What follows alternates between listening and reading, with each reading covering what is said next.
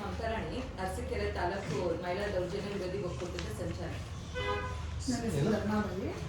ಅರಸೀಕೆರೆ ತಾಲೂಕು ಮಹಿಳಾ ದೌರ್ಜನ್ಯ ವಿರೋಧಿ ಒಕ್ಕೂಟದಲ್ಲಿ ನಾನು ಸದಸ್ಯ.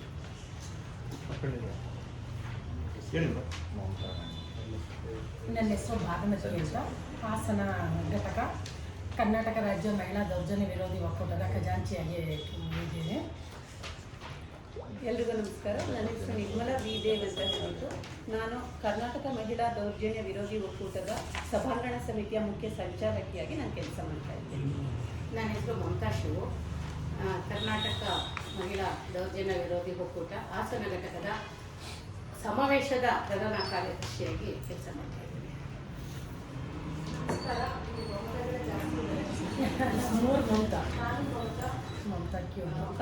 ಸದ್ಯದಲ್ಲಿ ಏನು ಹಾಸನದಲ್ಲಿ ಸಮಾವೇಶ ನಡೀತಾರೆ, ಅದಕ್ಕೆ ನಾನು ಕೂಡ ಒಬ್ಬರಾಗಿ ಪಾಲ್ಗೊಳ್ತಾ ಇದ್ದೀನಿ. ಕರ್ನಾಟಕ ರಾಜ್ಯ ಮಹಿಳಾ ದೌರ್ಜನ್ಯ ವಿರೋಧ ಒಕ್ಕೂಟ ಹಲವಾರು ಮಹಿಳೆಯ ಮೇಲೆ ನಡೀತಾ ಇರುವಂತಹ ದೌರ್ಜನ್ಯಗಳನ್ನ ಒಗ್ಗೂಡಿಸಿ ಅದ್ರ ಬಗ್ಗೆ ಸಾಕಷ್ಟು ಸಮೀಕ್ಷೆ ಮಾಡಿ ಮತ್ತು ಅದಕ್ಕೊಂದು ತಂಡವನ್ನು ತಯಾರು ಮಾಡಿ ಅದ್ರ ಒಳಗಡೆ ಒಂದು ರಿಸರ್ಚ್ ಸೆಂಟರ್ ಥರನೇ ಕೆಲಸ ಮಾಡಿ ಯಾಕೆ ಈಗೆಲ್ಲ ನಡೀತಾ ಇದೆ, ಏನು ಇದೆಲ್ಲ ನಡೀತಾ ಇದೆ, ಮತ್ತು ಇದ್ರ ಭಾಗವಾಗಿ ನಾವು ಏನು ಮಾಡಬೇಕು ಅಂತ ಹೇಳಿ ಇದ್ರ ಒಳಗಡೆ ಪ್ರಗತಿಪರರು ಮತ್ತು ಸಾಹಿತಿಗಳು ಆಮೇಲೆ ಹೋರಾಟಗಾರರು ಇವರೆಲ್ಲರೂ ಸೇರಿಕೊಂಡು ಒಂದು ಒಕ್ಕೂಟವನ್ನು ರಚನೆ ಮಾಡಿ ಪ್ರತಿ ಜಿಲ್ಲೆಯನ್ನು ಆಯ್ಕೆ ಮಾಡಿಕೊಂಡು ಪ್ರತಿ ವರ್ಷವೂ ಕೂಡ ಮಹಿಳಾ ಸಮಾವೇಶವನ್ನು ನಡೆಸ್ತಾ ಬಂದಿದ್ದಾರೆ. ಅದರ ಒಳಗಡೆ ಮಹಿಳಾ ಸಮಾವೇಶದಲ್ಲಿ ಪ್ರತಿ ವರ್ಷದಲ್ಲಿ ಹೆಚ್ಚು ಇಶ್ಯೂಸ್ಗಳು ಏನು ನಡೆಯುತ್ತೆ ಅದನ್ನು ಕೇಂದ್ರೀಕರಿಸಿ ಅದ್ರ ಜೊತೆಗೆ ವಿಚಾರಗೋಷ್ಠಿಗಳನ್ನ ನಡೆಸುವಂಥದ್ದು, ಅರಿವಿನ ಮೂಡಿಸುವಂಥದ್ದು, ಅರಿವಿನ ಪಯಣದ ಮೂಲಕ ಮಹಿಳೆಯರನ್ನ ಮತ್ತು ಹೆಣ್ಣು ಮಕ್ಕಳನ್ನ ತಲುಪುವಂಥದ್ದು, ಈ ಥರ ಅನೇಕ ವಿಚಾರಗಳನ್ನ ಒಳಗೊಂಡಂತೆ ಕೆಲಸ ಮಾಡ್ತಾ ಇದೆ. ಸೊ ಇದರ ಭಾಗವಾಗಿ 2026 ಮಾರ್ಚ್ 7 ಹಾಸನ ನಡೀತಾ ಇರುವಂಥ ಮಹಿಳಾ ಸಮಾವೇಶಕ್ಕೆ ಕಳೆದ 8 ತಿಂಗಳುಗಳಿಂದಲೂ ಹಾಸನದಲ್ಲಿ ಚಟುವಟಿಕೆ ಶುರುವಾಗಿದೆ. ಅರಿವಿನ ಪಯಣ ಅಂತ ಹೇಳಿ ಹದಿಹರಿಯದ ವಯಸ್ಸಿನ ಮಕ್ಕಳನ್ನ ಕೇಂದ್ರೀಕರಿಸಿ ಅರಿವಿನ ಪಯಣ ಶುರು ಮಾಡಿದ್ದೀವಿ. ಅವರಿಗೆ ರೂಪಕದ ಮೂಲಕ, ಹಾಡುಗಳ ಮೂಲಕ, ಅವ್ರ ಜೊತೆ ಸಂವಾದ ಮಾಡೋದ್ರ ಮೂಲಕ ಅವರಲ್ಲಾಗುವಂಥ ಶಾರೀರಿಕ ಬದಲಾವಣೆಗಳಿರ್ಬೋದು, ಆಕರ್ಷಕ ಮತ್ತು ಮೀಡಿಯಾ, ಗಾಂಜಾ ಇವೆಲ್ಲವನ್ನು ಒಳಗೊಂಡಂತೆ ಆ ಮಕ್ಕಳುಗಳಲ್ಲಿ ಅವೇರ್ನೆಸ್ನ ಮೂಡಿಸ್ತಾ ಇರುವಂಥದ್ದು, ಮನಸ್ಥಿತಿಗಳನ್ನ ಬದಲು ಮಾಡುವಂಥದ್ದು ಕೆಲಸ ನಡೀತಾ ಇದೆ. ಮತ್ತು ಈಗ ಪ್ರತಿ ತಾಲೂಕಿನಲ್ಲೂ ಮಹಿಳೆಯರನ್ನ ಕುರಿತಂತೆ ಎಲ್ಲ ಮಹಿಳೆಯರನ್ನು ಒಂದೆಡೆ ಸೇರಿಸಿ ಮಹಿಳೆಯರ ಮೇಲೆ ನಡೆಯುವಂಥ ದೌರ್ಜನ್ಯ ಅಂದರೆ ಈಗ ಕುಟುಂಬದ ದೌರ್ಜನ್ಯ ಇರ್ಬೋದು, ಸಾಮಾಜಿಕ ದೌರ್ಜನ್ಯ ಇರ್ಬೋದು, ಶೈಕ್ಷಣಿಕ ದೌರ್ಜನ್ಯ ಇರ್ಬೋದು, ಇವೆಲ್ಲವನ್ನು ಒಳಗೊಂಡಂತೆ ಒಂದು ವಿಚಾರಗೋಷ್ಠಿಯನ್ನು ಪ್ರತಿ ತಾಲೂಕಿನಲ್ಲೂ ಹೊಂದ್ಕೊಂಡಿದ್ದೀವಿ. ಈಗ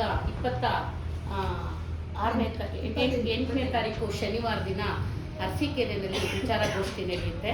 4 ಗಂಟೆಗೆ ಐಬಿನಲ್ಲಿ ವಿಚಾರಗೋಷ್ಠಿ ನಡೆಯುತ್ತೆ. ಅದೇ ದಿನ ಸಂಜೆ 6 ಗಂಟೆಗೆ ಕಪ್ಪು ಉಡುಪಿನಲ್ಲಿ ಮಹಿಳೆಯರು ಅಂತ ವುಮೆನ್ ಇನ್ ಬ್ಲ್ಯಾಕ್ ಅಂತ ಹೇಳಿ ಅದು ಕೂಡ ಮಹಿಳೆಯ ಪ್ರತಿಭಟನೆಯ ಒಂದು ಭಾಗ. ಈಗ ನಾವು ಪೋಷಣೆ ಕೂಗೋದಾಗಿರಲಿ, ವಿರೋಧವಾಗಿ ಕೂಗೋದಾಗಿರಲಿ, ಬೇರೆ ರೀತಿ ಯಾವುದನ್ನು ನಾವು ಅನುಕರಿಸದೆ ಮೌನವಾಗಿ ನಿಲ್ಲುವಂಥದ್ದು ಕೂಡ ಪ್ರತಿಭಟನೆಯ ಒಂದು ಮುಖ ಅಂತ ಹೇಳಿ ಅದೊಂದು ವಿಶೇಷವಾದಂಥ ಪ್ರತಿಭಟನೆ. ಅದು ಕೂಡ ಅರಸೀಕೆರೆಯಲ್ಲಿ ನಡೀತಾ ಇದೆ. ಎಲ್ಲ ತಾಲೂಕುಗಳಲ್ಲಿ ಈಗ ನಾಳೆ ಚನ್ನರಾಯಪಟ್ಟಣದಲ್ಲಿ ನಡೀತಾ ಇದೆ, ಮುಂದಿನ ಶನಿವಾರ ಇಲ್ಲಿ ನಡೀತಾ ಇದೆ, ಮತ್ತು ಇನ್ನುಳಿದಂಥ ತಾಲೂಕುಗಳಲ್ಲೂ ಒಂದೊಂದು ದಿನ ಆಯ್ಕೆ ಆಗಿದೆ. ಎಲ್ಲ ತಾಲೂಕುಗಳಲ್ಲೂ ಈ ಕಾರ್ಯಕ್ರಮ ನಡೆಯುತ್ತೆ. ಇದು ಮುಗಿದ ನಂತರದಲ್ಲಿ ಜಿಲ್ಲಾ ಸಮಾವೇಶ ನಡೆಯುತ್ತೆ. 7ನೇ ತಾರೀಕು ಹಾಸನದಲ್ಲೂ ಕೂಡ ಜಾಥಾ ಇದೆ. ಮಹಿಳೆಯರು ಒಂದು 3000 ಜನ ಮಹಿಳೆಯರು ಸೇರ್ತಾ ಇದ್ದಾರೆ, ಬೃಹತ್ ಜಾಥಾ. ಅದಾದಮೇಲೆ ಅದೇ ದಿನ ಕಪ್ಪು ಉಡುಪಿನಲ್ಲಿ ಮಹಿಳೆಯರು ಸಂಜೆ ಕಾರ್ಯಕ್ರಮ ನಡೆಯುತ್ತೆ. ಬೆಳಗ್ಗೆ ವಿಚಾರಗೋಷ್ಠಿ ನಡೆಯುತ್ತೆ. ತೀಸ್ತಾ ಸೆಟಲ್ವಾಡ್ ಅವ್ರು ಬರ್ತಾ ಇದ್ದಾರೆ, ಶಶಿಕಲಾ ಗುರುಪುರ ಅವ್ರು ಬರ್ತಾ ಇದ್ದಾರೆ. ಹಾಗಾಗಿ ರಾಜ್ಯದ ಅನೇಕ ಭಾಗದಿಂದ ಡೆಲಿಗೇಟ್ಸ್ಗಳು ಬರ್ತಾ ಇದ್ದಾರೆ. ಇದೊಂದು ದೊಡ್ಡ ಮಟ್ಟದ ರಾಜ್ಯ ಮಟ್ಟದ ಸಮಾವೇಶ. ಇದರಲ್ಲಿ ಪತ್ರಕರ್ತರ ಪಾತ್ರ ಬಹಳ ದೊಡ್ಡ ಮಟ್ಟದ್ದು. ಹಾಗಾಗಿ ನಿಮ್ಮ ಪ್ರಚಾರವೂ ಕೂಡ ನಮಗೆ ಸಹಾಯಕವಾಗಿ ನಿಲ್ಲುತ್ತೆ, ಸಹಾಯ ಮಾಡುತ್ತೆ ಅನ್ನುವಂಥ ಭರವಸೆಯೊಂದಿಗೆ ನಾವು ಈ ದಿನ ಇಲ್ಲಿ ಪ್ರೆಸ್ ಮೀಟ್ ಇಟ್ಟಿದ್ದೀವಿ. ಅರಸೀಕೆರೆಯಲ್ಲಿ ನಡೆಯುವಂತಹ ವಿಚಾರಗೋಷ್ಠಿ ಮತ್ತು ವುಮೆನ್ ಇನ್ ಬ್ಲ್ಯಾಕ್ ಕಾರ್ಯಕ್ರಮ ಯಶಸ್ವಿಯಾಗಬೇಕು, ಇದ್ರ ಪ್ರಚಾರ ವ್ಯಾಪಕವಾಗಿ ಆಗಬೇಕು ಅಂತ ಹೇಳಿ ತಮ್ಮಲ್ಲಿ ಕಳಕಳಿಯಿಂದ ಕೇಳ್ಕೊಳ್ತೀವಿ. ಹಾಗೆ ಇದಕ್ಕೆ ಪ್ರೆಸ್ ನೋಟು ಕೊಟ್ಟಿದ್ದೀವಿ ನಿಮಗೆ ಏನೇನು ನಡೆಯುತ್ತೆ ಅಂತೇಳಿ. ಒಂದು ಸಂಚಲನವನ್ನು ಮೂಡಿಸ್ಬೇಕು, ಹಾಗೂ ಇದು ಇರುವಿಕೆಯನ್ನು ಈ ಕೆಲಸ ಮಾಡ್ತಿರ್ತಕ್ಕಂಥದ್ದನ್ನು ತೋರಿಸ್ಬೇಕು, ಮಹಿಳೆಯರನ್ನ ಒಟ್ಟುಗೂಡಿಸ್ಬೇಕು ಅನ್ನೋ ಉದ್ದೇಶದಿಂದ ಅಲ್ಲಿ ಒಂದು ದಿನ ಮಾಡ್ತಾ ಇದ್ದೀವಲ್ಲ, ಅದನ್ನು ಪ್ರತಿ ತಾಲೂಕಿನಲ್ಲೂ ಒಂದೊಂದು ದಿನ ಹಮ್ಮಿಕೊಳ್ಳೋದು ಅಂತ ಮಾಡ್ತಾ ಇದ್ದೀವಿ. ಆ ಒಂದು ದಿನ ಇಲ್ಲಿ ಅರಸೀಕೆರೆಯಲ್ಲಿ 28ನೇ ತಾರೀಕು ನಡೀತಾ ಇದೆ. ಆ 28ನೇ ತಾರೀಕು ಇಲ್ಲಿ ಒಂದು ಬೆಳಗ್ಗೆ ಪೂರ್ವಭಾವಿ ಸಭೆ ಆಗುತ್ತೆ, ಆನಂತರ ವಿಚಾರ ಸಂಕಿರಣದ ಕಾರ್ಯಕ್ರಮ ಆಗುತ್ತೆ. ಅದಾದ ನಂತರ ಪೂರ್ವಭಾವಿ ಸಭೆ ನಡೆಯಲ್ಲ, ಡೈರೆಕ್ಟ್ ವಿಚಾರಗೋಷ್ಠಿ ಅಲ್ಲ, ವಿಚಾರಗೋಷ್ಠಿ ನಡೆಯುತ್ತೆ. ಅದಾದ ನಂತರ ಸಂಜೆಗೆ ಒಂದು ವುಮೆನ್ ಇನ್ ಬ್ಲ್ಯಾಕ್ ಅಂದರೆ ಕಪ್ಪುಡುಗೆಯಲ್ಲಿ ಮಹಿಳೆ ಅಂತಕ್ಕಂಥದ್ದು ನಡೆಯುತ್ತೆ. ಈ ರೀತಿ ಪ್ರತಿ ತಾಲೂಕುಗಳಲ್ಲೂ ನಡೆಯುತ್ತೆ. ಸರ್, ಏನಾದರೂ ನಮಗೆ ಈಗ ಹೆಚ್ಚಿನಲ್ಲಿ ಮಹಿಳೆಯರು ಒಂದು protest ಮೌನ ಪ್ರತಿಭಟನೆ ಅತಿಥಿ ಸ್ವಲ್ಪ ಇದಕ್ಕೆ ಮಹಿಳಾ ಆಯೋಗದವರಿಂದ ನಿಮಗೆ ರಾಜ್ಯ ಮಟ್ಟದ ಮಹಿಳಾ ನಮ್ಮ ಎಲ್ಲರೂ ಇದ್ದಾರೆ ಸರ್, ಇದು ಒಳಗಡೆ ಎಲ್ಲರೂ ಇದ್ದಾರೆ. ರಾಜ್ಯ ಮಟ್ಟದ ಸಂಪನ್ಮೂಲ ವ್ಯಕ್ತಿಗಳು ಬರ್ತಾರೆ ಇಲ್ಲಿಗೆ. ಒಕ್ಕೂಟದ ಇದೆಯಲ್ಲ ರಾಜ್ಯದ ಒಕ್ಕೂಟ, ಅದರಿಂದ ಒಬ್ಬೊಬ್ರು ಸಂಪನ್ಮೂಲ ವ್ಯಕ್ತಿಗಳು ಆ ದಿನ ಬರ್ತಾರೆ, ತಾಲೂಕಿಗೂ ಬರ್ತಾರೆ, ಜಿಲ್ಲಾ ಮಟ್ಟದವರು ಬರ್ತಾರೆ, ರಾಜ್ಯ ಮಟ್ಟದವರು ಬರ್ತಾರೆ. ಇದು ಅರಿವಿನ ಪಯಣ ಅಂತ ಹೇಳಿ ಸರ್. ಇದನ್ನ ನಮ್ಮ ಸ್ಥಳೀಯ ಹೋರಾಟಗಾರ್ತಿ ರೂಪಹಾಸನ್ನು ಮತ್ತೆ ರಾಜ್ಯದ ಒಕ್ಕೂಟ ಸದಸ್ಯರು ಸೇರಿಸಿ ತಯಾರು ಮಾಡಿರುವಂಥ ಕೈಪಿಡಿ ಸರ್ ಇದು.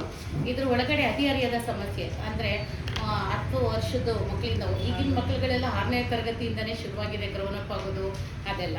ಆ ವಯಸ್ಸಿನ ಮಕ್ಕಳಿಂದ 12ನೇ ಕ್ಲಾಸಿನ ಮಕ್ಕಳುವರೆಗೂ ಕೂಡ ಇದರಲ್ಲಿ ಅವರಲ್ಲಿ ಆಗುವಂಥ ಬದಲಾವಣೆಗಳ ಬಗ್ಗೆ ಮತ್ತು ಆಕರ್ಷಣೆಗಳ ಬಗ್ಗೆ ಕಣ್ಣೋಟವನ್ನು ಕೊಟ್ಟು ಇದನ್ನು ಇಟ್ಟುಕೊಂಡು ಸಂವಾದ ಮಾಡಲಿಕ್ಕೆ ನಮ್ಮಲ್ಲಿ ಸಾಕಷ್ಟು ಸಂಪನ್ಮೂಲ ವ್ಯಕ್ತಿಗಳು ಕೆಲಸ ಮಾಡ್ತಾ ಇದ್ದಾರೆ ಇದ್ರ ಭಾಗವಾಗಿ. ಇದು ಬರೀ ಮಹಿಳಾ ಸಮಾವೇಶದ ಭಾಗವಾಗಿ ಅಲ್ಲದೆ ಸಮಾವೇಶದ ನಂತರದಲ್ಲೂ ಕೂಡ ಇದನ್ನು ಚಟುವಟಿಕೆಯಾಗಿ ಇಟ್ಕೋಬೇಕು ರಾಜ್ಯಾದ್ಯಂತ ಅಂತ ಹೇಳಿ ಒಂದು ಮನವಿ ಸರ್ಕಾರಕ್ಕೆ ಹೋಗಿದೆ ಸರ್ ಇದ್ರ ಬಗ್ಗೆ. ಹಾಗೆ ಈ ಸಂದರ್ಭದಲ್ಲಿ ಹಾಸನದ ಮಣ್ಣಿನ ಹೆಣ್ಣಿನ ಬೇರುಗಳು ಅಂತ ಹೇಳಿ ಒಂದು ಪುಸ್ತಕ ಹೊರಗಡೆ ಬರ್ತಾ ಇದೆ. ಸೊ ಅದು ಜಿಲ್ಲೆಯ ಸಾಧಕ ಮಹಿಳೆಯರ ಬಗ್ಗೆ ಮತ್ತು ಸಾಧನೆ ಮಾಡಿದಂಥ ಹೆಣ್ಣು ಮಕ್ಕಳ ಬಗ್ಗೆ ಪುಸ್ತಕ ಪ್ರಕಟಣೆ ಆಗ್ತಾ ಇದೆ. ಅದು ಸಮಾವೇಶದಲ್ಲಿ ಬಿಡುಗಡೆ ಆಗ್ತಾ ಇದೆ. ಬಹಳಷ್ಟು ಶಾಲೆಗಳಿಗೆ ಹೋಗಿ ಕಾರ್ಯಕ್ರಮ ನಡೆಸ್ಕೊತಿದ್ವಿ, ಮಕ್ಕಳನ್ನ ಸೇರಿಸಿ ಏನು ಇದನ್ನ ತಿಳಿಸ್ಬೇಕಾಗಿದೆ ಅದನ್ನ ತಿಳಿಸಿದ್ವಿ, ಮಕ್ಕಳಿಗೆಲ್ಲ ತಿಳಿಸೋದಕ್ಕೆ ಕೆಲಸ ಆಗಿದೆ.